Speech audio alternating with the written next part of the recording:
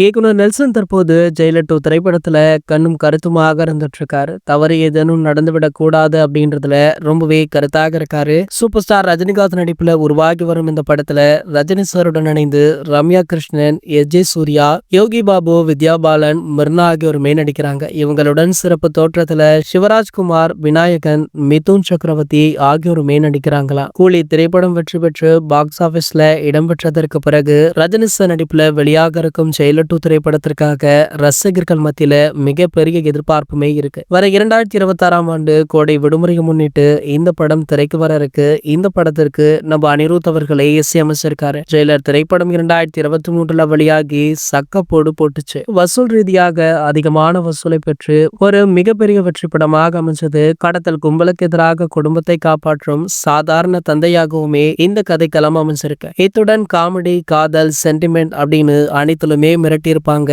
அவர் பாணியில சொல்ல போனால் வேற மாதிரி. கன்னட நடிகர் சிவராஜ்குமார் மற்றும் மலையாள நடிகர் மோகன்லாலுடைய கேரக்டருமே இந்த படத்துல நல்ல வரவேற்பு பெற்றது. இதனடுத்து பாத்தீங்கன்னா இந்த படத்துல இருந்து இதுவரைக்குமே பெரிதாக எந்த அப்டேட்டுமே வெளியாகல. ஜெயிலர் 1 திரைப்படத்துல காவாலா பாடல்ல நம்ம தமன்னா அவங்க ஆடி இருப்பாங்க. இந்த பாடல் படத்துடைய ப்ரொமோஷனுக்கு ரொம்பவே நல்லா ஒர்க் அவுட் ஆச்சு. அதே போல ஜெயிலர் 2 திரைப்படத்திலுமே ஒரு ஐட்டம் சாங் இருக்காம். இந்த பாடல பாத்தீங்கன்னா பிரபல நடிகை ஒருவர் தான் நடனமாட உள்ளதாக சொல்லப்படுது. கூடிய விரைவிலேயே இதற்கான அறிவிப்புடன் கூடிய ப்ரோமோ வெளியாக இருக்கு. இது போன்ற செய்திகளை பற்றி நீங்க உடனே தெரிஞ்சுக்க நம்மளுடைய சேனலை மறக்காம சப்ஸ்கிரைப் பண்ணிக்கோங்க.